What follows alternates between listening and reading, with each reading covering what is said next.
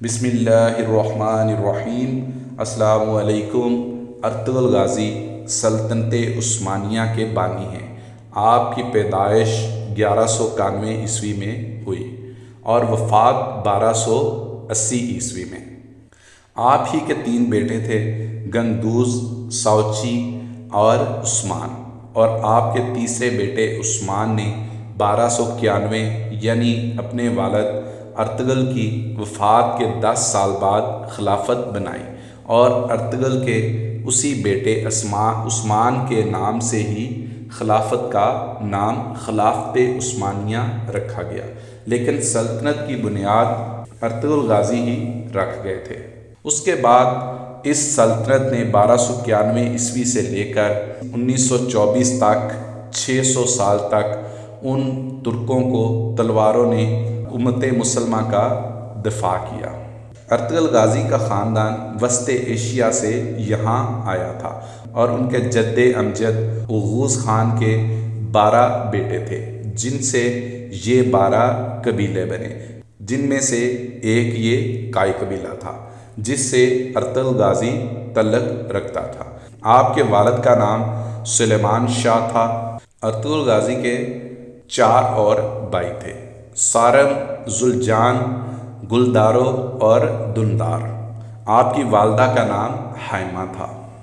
آپ کا قبیلہ سب سے پہلے وسط ایشیا سے ایران، پھر ایران سے اناطولیہ آئے تھے۔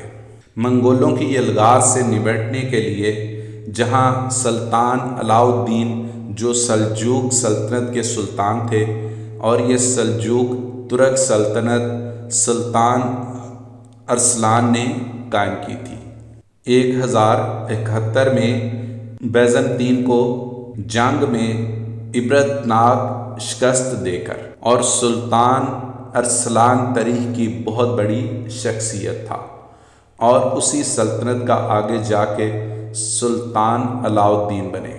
اسی سلطان علاء الدین کے سائے تلے یہ 12 قبیلے اوغوز خان رہتے تھے۔ اپنے والد شاہ سلیمان کی وفات کے بعد ارطغرل غازی اپنے قبیلے کے چیف بنے۔ سب سے پہلے اہلت آئے تھے، پھر اہلت سے حلب گئے تھے۔ 1232 جہاں سلطان صلاح الدین ایوبی کے پوتے العزیز کی حکومت تھی۔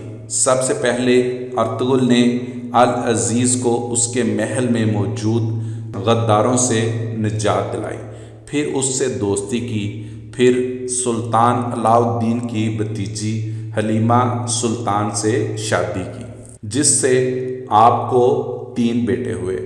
ایوبیوں اور سلجوقیوں کی دوستی کروائی، صلیبیوں کے ایک مضبوط قلعے کو فتح کیا جو حلب کے قریب تھا۔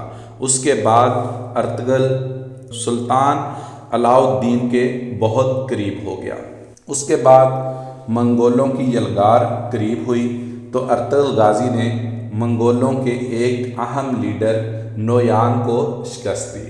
نویان منگول بادشاہ اوکتائی خان کا رائٹ ہینڈ تھا، اور اوکتائی خان چنگیز خان کا بیٹا تھا، اور اس اوکتائی خان کا بیٹا ہلاکو خان تھا، جس نے بغداد کو اس قدر روندا تھا کہ بغداد کی گلیاں خون سے بھر گئی تھی، دریا فرات سرخ ہو گیا تھا۔ اسی نویان کو شکست ارطغرل نے دی تھی، اور پھر ارطغرل غازی اپنے قبیلے کو لے کر سوغت آئے، بالکل قسطنطنیہ کے قریب، اور پہلے وہاں بازنطین کے ایک اہم قلعے کو فتح کیا، اور یہیں تمام تر قبیلوں کو اکٹھا کیا۔ اور سلطان علاء الدین کے بعد آپ کے بیٹے غیاث الدین سلطان بن گئے۔ ان کی بیٹی کے ساتھ ہی عثمان کی دوسری شادی ہوئی۔ ایک جنگ میں سلطان غیاث الدین شہید ہو گئے تو عثمان غازی سلطان بن گئے، اور ان کی نسل سے جا کے سلطان محمد فاتح رحمۃ اللہ علیہ تھے، جس نے 1453 میں جا کے قسطنطنیہ فتح کیا تھا، اور اسی پہ حضور صلی اللہ علیہ وآلہ وسلم کی غیبی خبر پوری ہوئی۔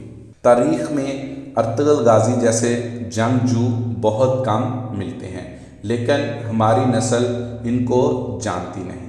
بہت بہادر جنگجو تھے۔ جو بھی اسلام میں جنگجو گزرا ہے، اس پہ جس نے کچھ نہ کچھ اسلام کے لیے کیا، اس کا ایک روحانی پہلو ضرور ہے، اس کے پیچھے ایک روحانی شخصیت ضرور ہوتی ہے جس کی ڈیوٹی اللہ پاک نے لگائی ہوتی ہے۔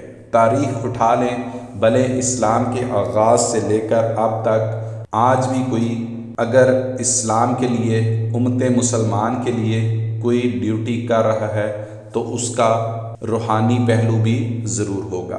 اس جنگجو ارطغرل غازی کے پیچھے اللہ پاک نے ڈیوٹی لگائی تھی، وہ تھے شیخ محی الدین ابن العربی رحمۃ اللہ علیہ۔ آپ درجنوں کتب کے مصنف ہیں، اس کے ساتھ آپ نے قرآن پاک کی مایہ ناز تفسیر بھی لکھی۔ علم کی دنیا کے بادشاہ جانے جاتے تھے اور تصوف میں بھی اپنا ثانی نہیں رکھتے تھے، جو اندلس سے ارطغرل غازی کی روحانی مدد کو پہنچے تھے۔ ابن العربی نے ارطغرل غازی کو 2 مرتبہ موت کے منہ سے نکالا اور ہر وقت ارطغرل غازی کی روحانی مدد کرتے رہے۔ اللہ پاک ارطغرل غازی کا رتبہ بلند فرمائے اور ہزاروں رحمتیں ہوں ان پر۔ پسند آئے تو لائک اور شیئر بھی کر دیں۔ دعاؤں میں یاد رکھیے گا۔ اللہ حافظ۔